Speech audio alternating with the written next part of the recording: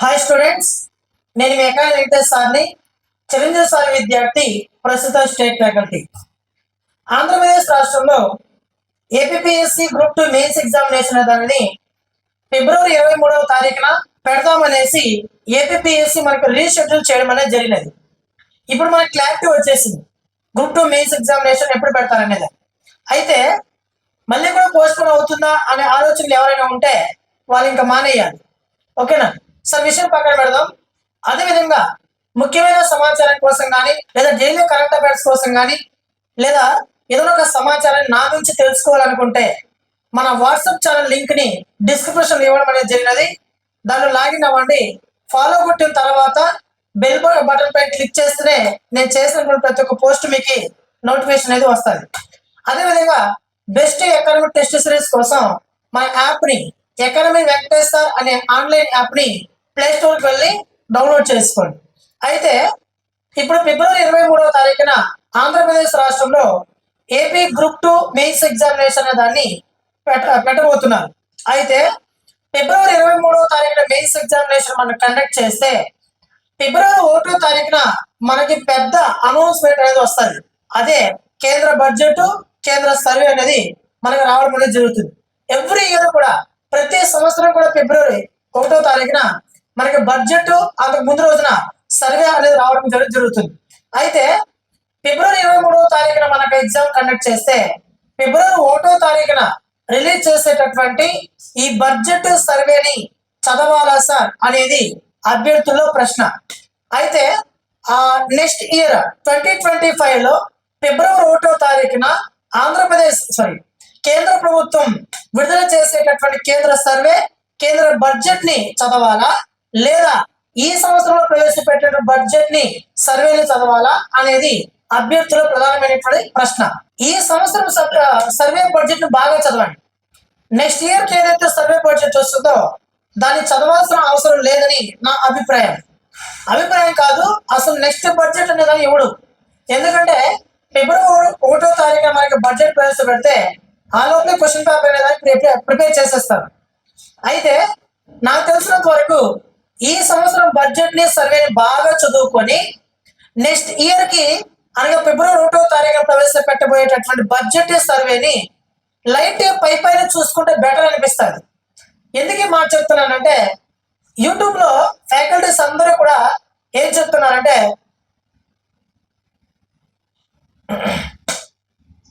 ఈ సంవత్సరం బడ్జెట్ సర్వేని బాగా చదవమని చెప్తున్నారు. కరెక్టే, నేను కాదనడం లేదు. ఈ సంవత్సరం బడ్జెట్ సర్వేని బాగా చదవండి.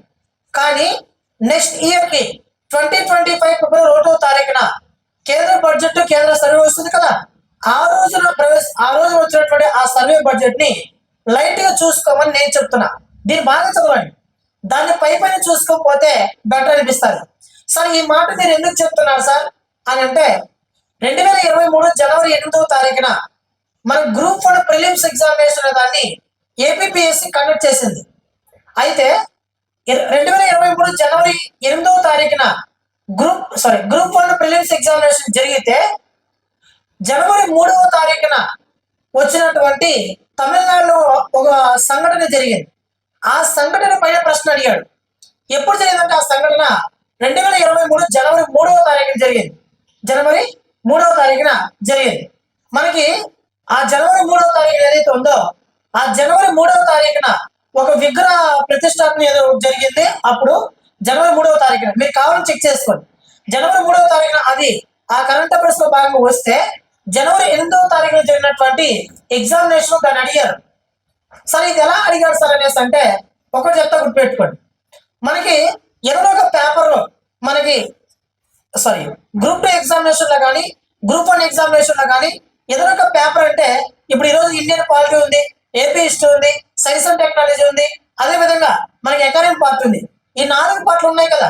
ఈ 4 పార్ట్లకు సంబంధించి కోర్ సబ్జెక్ట్ ని ఆల్రెడీ క్వశ్చన్ పేపర్ ప్రిపేర్ చేసి పెట్టేస్తారు. ఇప్పుడు ఏం చేస్తారంటే ఎగ్జామ్ దగ్గరలో ఈ current affairs point of view వస్తుంది కదా, ఆ current affairs point of view వచ్చినటువంటి ఆ కరెంట్ అప్డేట్ ని తీసుకొని ఇమ్మీడియట్లీ అక్కడ టైప్ చేసి పేపర్ ముద్రించే ప్రయత్నం చేయొచ్చు. ఓకేనా, నేను అలానే అనుకున్నాను. 2023 జనవరి 2వ తారీఖు జరిగినటువంటి గ్రూప్ 1 ప్రిలిమ్స్ ఎగ్జామినేషన్ లో 2023 జనవరి 2వ తారీఖు 3వ తారీఖు జరిగినటువంటి కరెంట్ అఫైర్స్ అడిగాడు. ఎన్ని రోజుల గ్యాప్? ఒక వారం మాత్రమే గ్యాప్. అంటే వారం ముందు కరెంట్ అఫైర్స్ కూడా మనకి ఆ పేపర్ అడిగాడు అంటే ఒకసారి గమనించండి. మీరు కావాలంటే చెక్ చేయండి. జనవరి 23వ తారీఖున జనవరి 8, 2023వ తారీఖున జరిగినటువంటి ప్రిలిమ్స్ ఎగ్జామినేషన్ లో జనవరి 2వ తారీఖు 3వ తారీఖు జరిగినటువంటి ఒక సంఘటన గురించి అడిగాడు. కావాలని మీరు చెక్ చేసుకుని, నేను తప్పు చెప్పడం లేదు. మీరు కావాలంటే ఆ పేపర్ తీసుకొని చెక్ చేసిన తర్వాత నాకు మెసేజ్ పెట్టండి, ఓకేనా? అయితే ఇప్పుడు నేనేం చెప్తానంటే దాన్ని బేస్ చేసుకుని ఈ సంవత్సరానికి సంబంధించి కేంద్ర బడ్జెట్ ని, ఈ సంవత్సరానికి సంబంధించి సర్వేని బాగా చదవండి. బాగా చదివి నెక్స్ట్ ఇయర్కి వచ్చేటటువంటి బడ్జెట్ సర్వే ఏదైతే ఉందో దాన్ని లైట్ చూసుకొని వెళ్తే మంచిది అనిపిస్తుంది నాకు తెలిసి, ఓకేనా? ఇది ఫాలో అవ్వమని నేను చెప్తున్నా. ఎందుకంటే అభ్యర్థుల మైండ్ని నేను ఏదో ఒక సమాచారం మీకు ఇచ్చి మీ మైండ్ని డైవర్ట్ చేయాలని నాకు లేదు. ఎందుకంటే ఒక ఏపీఎస్సి గ్రూప్ 1 కానీ గ్రూప్ 2 కానీ కండక్ట్ చేస్తుందని అంటే అది ఖచ్చితంగా నిర్దేశించినటువంటి సమయంలో ఖచ్చితంగా పూర్తి చేయదు ఎప్పుడు కూడా. కాబట్టి దీనివల్ల నిరుద్యోగులు ఎంత బాధపడుతున్నారు అనేది ఒక నిరుద్యోగ బాధలు తెలిసినటువంటి వ్యక్తిగా నాకు కూడా తెలుసు. అయితే విషయం పక్కన పెడదాము. మరి నేను ఏదైనా ఆఫ్లైన్ ఇన్స్టిట్యూట్ లో బోధించానా సార్ అని అడుగుతున్నారు చాలా మంది. నా యూట్యూబ్ బయోలో ఏ ఇన్స్టిట్యూట్ లో పనిచేశాను, ఎక్కడెక్కడ పనిచేశాను అవన్నీ కూడా ఇవ్వడం అనేది జరిగినది.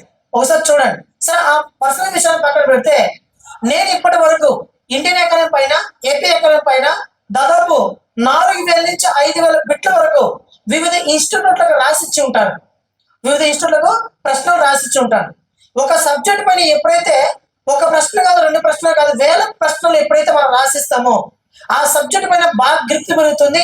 ఆ సబ్జెక్ట్ పాయింట్ ఆఫ్ వ్యూలో క్వశ్చన్ పేపర్ నుంచి ఆ క్వశ్చన్ ఎలా అడుగుతాడు అనే దాన్ని తెలుస్తుంది. కాబట్టి 2023 జనవరి 8వ తారీఖున జరిగినప్పుడు గ్రూప్ 1 ప్రిలిమ్స్ ఎగ్జామినేషన్ లో ఆంధ్రప్రదేశ్ బైఫర్కేషన్ యాక్ట్ హైదరాబాద్ నేను చెప్పాను, ఆంధ్రప్రదేశ్ ఎకానమీ నేనే చెప్పాను, ఇండియన్ ఎకానమీ నేనే చెప్పాను. ఒక ప్రశ్న అంటే ఒక ప్రశ్న కూడా మిస్ కాలేదు. మీరు కావాలంటే చెక్ చేసుకోండి. అంటే అప్పుడు ఏదైనా కాన్సెప్ట్ ఓరియంటెడ్ అడిగారు సార్, కాన్సెప్ట్ ఓరియంటెడ్ అప్పుడు అంతగా అడగలేదు. కాబట్టి నేను సక్సెస్ అయ్యాను సార్. విషయం పక్కన పెడితే ఈ సమయంలో మీరు పెద్ద పెద్ద పుస్తకాలు చదువుకొని, పెద్ద పెద్ద పుస్తకాలు పట్టుకొని చదవడం కాదు, చదివిన దానిపైన మీరు ఎగ్జామ్స్ ఎన్ని రాస్తే అంత బెటర్. నా మాట వినండి. ఈ సమయంలో నేను చెప్పేది ఒకటే, పెద్ద పెద్ద పుస్తకాలు పట్టుకోండి, నేను వద్దడం లేదు. కానీ మీరు ఎంత చదివినా కూడా ఎగ్జామ్ ఖచ్చితంగా రాయకపోతే, అంటే ఈ లోకల్ బాడీలో అంటే నేను క్రింది స్థాయిలో ఎగ్జామ్స్ కానీ, బిడ్ బ్యాంకులు కానీ, టెస్ట్ సిరీస్ కానీ ఎవరైతే ప్రాక్టీస్ చేయకుండా ఉంటారో వాళ్ళు మెయిన్స్ ఎగ్జామినేషన్ లో విజయం సాధించడం కష్టతరం నేను చెప్తున్నా. ఎందుకంటున్నానంటే ఏదో ఒక ప్రశ్నని ఎలా ఇస్తాడు అనే దానిని మనం కిందగా తెలుసుకోగలిగితే పైకి వెళ్ళేటప్పుడు ఆ ఎగ్జామ్ రాసేటప్పుడు ఆ తప్పులని పైన చేయాల్సిన అవసరం లేదు, కింద ఫేస్ చేస్తుంటాం కాబట్టి పైన సక్సెస్ ఖచ్చితంగా అయిపోతాం, ఓకేనా? కాబట్టి ఎప్పుడు కూడా మీకు సబ్జెక్ట్ పైన క్లారిటీ రావాలంటే, మీకు సబ్జెక్ట్ పైన గ్రిప్ రావాలంటే ప్రతి ఒక్క టాపిక్ పైన బిట్స్ ప్రాక్టీస్ చేయండి, ఓకేనా? కాబట్టి ఇండియన్ ఎకానమీ మరియు ఏపీ ఎకానమీ ప్రతి ఒక్క టాపిక్ ను కవర్ చేస్తూ, ప్రతి ఒక్క అంశాన్ని గుర్తిస్తూ, కరెంట్ ఎకానమీతో పాటు కేంద్ర బడ్జెట్, కేంద్ర సర్వే కూడా మన యాప్ లో ఎకానమీ వెంకటేశ్వర్ అనే ఆన్లైన్ యాప్ లో ఇప్పటికే అప్లోడ్ చేయబడింది. ఆంధ్రప్రదేశ్ రాష్ట్ర ప్రభుత్వం ఇటీవల ప్రవేశపెట్టిన బడ్జెట్ పైన కూడా బిట్స్ ప్రస్తుతం రాస్తూ ఉన్నాను. అది టైపింగ్ ఇచ్చాను కూడా, రాసిన కొన్ని టైపింగ్ ఇచ్చాను, మరికొన్ని రాస్తూ ఉన్నాను. వాటిని కూడా మన యాప్ లో అప్లోడ్ చేయబడుతుంది. అదేవిధంగా మరొక వారంలో ఆంధ్రప్రదేశ్ రాష్ట్రానికి సంబంధించి సోషియో ఎకనామిక్ సర్వే కూడా రాబోతుంది అని చెప్తూ ఉన్నారు. చూద్దాం. ఆ సర్వే వస్తే ఇంక ఏపీ ఎకానమీ ఎటువంటి భయం లేదు. నేను అఫీషియల్ పీడిఎఫ్ ని, అఫీషియల్ సర్వేని, అఫీషియల్ బడ్జెట్ ని చదివి మీకు బిట్స్ అందిస్తాను, ఒకసారి గమనించండి. అదేవిధంగా సార్ మీరు యాప్ లో టెస్ట్ సిరీస్ పెడుతున్నారు కానీ ఆ టెస్ట్ కి ఎక్స్ప్లెనేషన్ ఇస్తే బాగుంటుంది సార్ అని అంటున్నారు కొంతమంది. ఒక పాలిటీ కానీ, ఒక హిస్టరీ కానీ ఒకసారి టెస్ట్ సిరీస్ ప్రిపేర్ చేసేస్తే మళ్ళీ ప్రిపేర్ చేయాల్సిన అవసరం లేదండి. కానీ ఎకానమీ కానీ, సైన్స్ అండ్ టెక్నాలజీ కానీ ఒకసారి పేపర్ ప్రిపేర్ చేసామనంటే అది మళ్ళీ నెక్స్ట్ డేకి పనికిరాదు. కారణం ఏంటంటే ఎకానమీలో కానీ, సైన్స్ అండ్ టెక్నాలజీ కానీ పూర్తిగా అప్డేట్ ఉంటుంది. క్వశ్చన్ పేపర్ మన టెస్ట్ సిరీస్ లో క్వశ్చన్ కింద ఎక్స్ప్లెనేషన్ ఇవ్వండి సార్ అంటే ఈ రోజు ఉన్నటువంటి అంశం రేపు ఉండదండి. కాబట్టి ఇక్కడ నేను టైప్ చేయడానికి మాకు ఇబ్బంది, అదేవిధంగా టైప్ చేయడానికి ఎక్స్ప్రెసెస్ కూడా ఖర్చులు కూడా మాకు ఇవి అవుతాయి.